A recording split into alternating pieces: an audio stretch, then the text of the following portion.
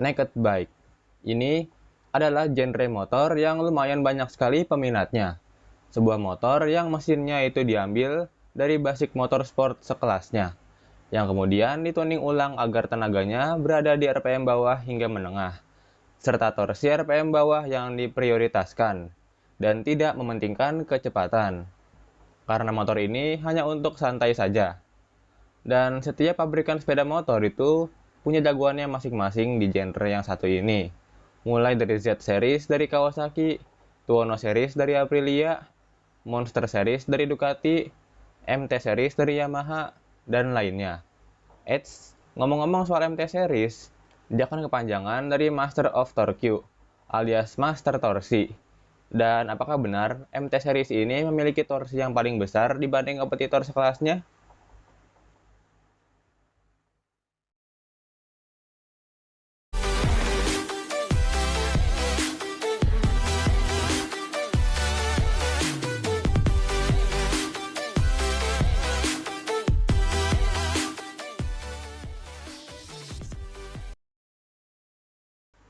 Jadi, untuk membuktikan MT Series ini rajanya torsi atau bukan di kelasnya, kita akan membuat komparasi untuk setiap MT Series.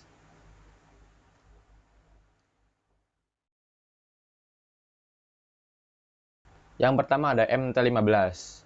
Untuk MT15 ini masuknya ke kelas 150cc 1 silinder. Dan MT15 ini punya spek torsi sebesar 14,7 Nm pada 8.500 rpm.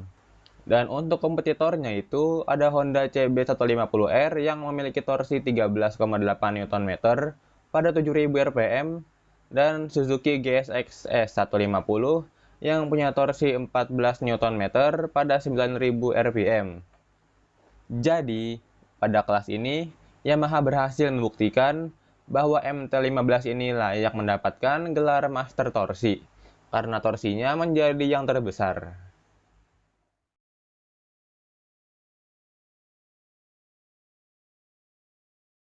Selanjutnya ada MT25. Motor ini masuk ke kelas 250cc 2 silinder. Dan torsi dari MT25 ini adalah 23,6 Nm pada 10.000 rpm. Dan untuk rivalnya ada Kawasaki Z250 yang punya torsi sebesar 21 Nm pada 10.000 rpm. Dan ada Benelli 249S yang punya torsi sebesar 20 Nm pada 9.000 rpm. Pada kelas yang satu ini, MT Series berhasil lagi memiliki torsi yang paling besar di kelasnya.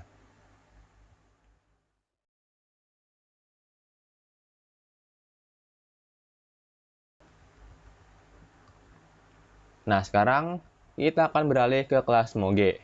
Jadi, ini adalah kelas Moge entry level yang biasanya diisi dengan motor 600-an cc 2 silinder saja. Tapi, ada beberapa pabrikan motor yang menambahkan jumlah silindernya menjadi 3 atau 4 untuk masuk kelas ini. Tapi powernya tetap disesuaikan agar cocok masuk ke genre ini. Oke, lanjut. MT7 ini punya spek 689cc 2 silinder dengan torsi sebesar 68 Nm pada 6.500 rpm. Dan untuk rivalnya ada banyak banget, yaitu sebagai berikut. Yang pertama ada Kawasaki Z650 yang speknya 649cc 2 silinder dengan torsi sebesar 64 Nm. Lalu kedua, ada Suzuki SV650 yang speknya 649cc 2 silinder dengan torsi sebesar 64 Nm. Lalu ketiga, ada Aprilia Tuono 660 yang speknya 660cc 2 silinder dengan torsi sebesar 67 Nm pada 8.500 rpm. Selanjutnya, ada Honda CB650R yang speknya 650cc 4 silinder dengan torsi sebesar 60,7 Nm pada 8.000 rpm.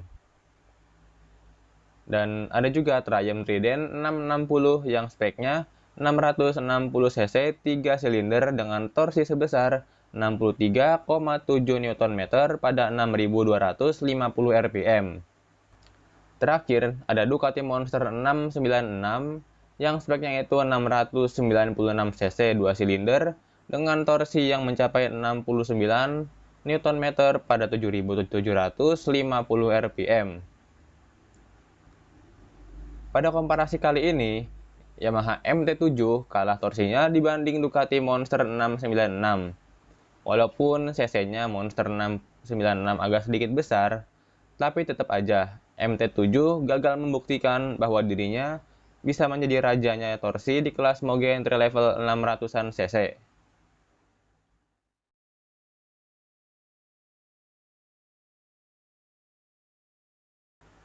Untuk kelas yang diisi MT9 ini sebenarnya agak nanggung ya, yaitu kelas 900-an cc dengan jumlah silinder yang bervariasi, yaitu 2-4 silinder.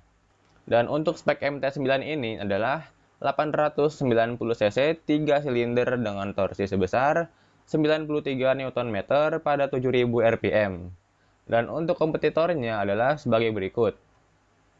Yang pertama, ada Kawasaki Z900 yang speknya 948 cc 4 silinder dengan torsi sebesar 98,6 Nm pada 7700 rpm. Lalu, ada KTM Duke 890 yang speknya 889 cc 2 silinder dengan torsi sebesar 99 Nm pada 7750 rpm. Selanjutnya, ada BMW F900R yang speknya 895 cc 2 silinder dengan torsi sebesar 92 Nm pada 6500 rpm. Next, ada Aprilia Silver 900 yang speknya 896 cc 2 silinder dengan torsi sebesar 90 Nm pada 6500 rpm. Lalu ada Husqvarna Nuda 900R yang speknya 898 cc 2 silinder dengan torsi sebesar 100 Nm pada 7000 rpm.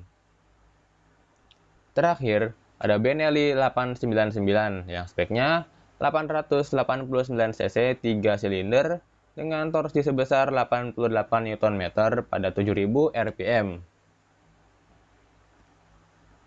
Dan lagi-lagi, pada komparasi kali ini, Yamaha MT9 gagal menjadi rajanya torsi pada kelas 900-an cc. Dia dikalahkan oleh motor bermesin 2 silinder. Ini bisa dibilang wajar, dikarenakan mesin yang mempunyai sedikit silinder, maka torsinya akan semakin besar. Dan MT9 juga kalah dari mesin 4 silinder, yaitu Kawasaki Z900. Wajar aja kalah, karena perbedaan cc-nya lumayan juga, yaitu sekitar 58 cc. Tapi tetap saja, pada kelas ini, Yamaha MT9 kalah.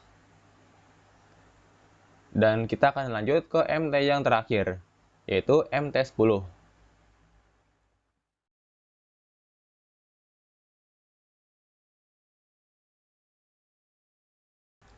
Selanjutnya adalah MT series dengan kelas tertinggi. Dan MT10 ini mengisi kelas 1000 cc 4 silinder. Dan speknya yaitu 998 cc 4 silinder dengan torsi sebesar 112 Nm pada 8000 rpm. Dan kompetitor dari Yamaha MT10 ini diantaranya adalah sebagai berikut. Yang pertama, ada Honda CB1000R yang speknya 998 cc 4 silinder dengan torsi sebesar 104 Nm pada 8250 rpm. Selanjutnya ada Suzuki GSX S1000 yang speknya 999 cc 4 silinder dengan torsi sebesar 106 Nm pada 9250 rpm. Lalu ada Kawasaki Z1000 yang speknya 1048 cc 4 silinder dengan torsi sebesar 111 Nm pada 7300 rpm. Dan ada juga MV Agusta Brutale 1000 RS yang speknya 998 cc 4 silinder dengan torsi sebesar 116,5 Nm pada 11.000 rpm. Terakhir ada BMW S1000R yang speknya 4 silinder 999 cc dengan spek torsi sebesar 113 Nm pada 9.250 rpm. Dan pada komparasi kali ini, Yamaha MT-10 dikalahkan oleh MV Agusta dan BMW, dua pabrikan raksasa asal Eropa.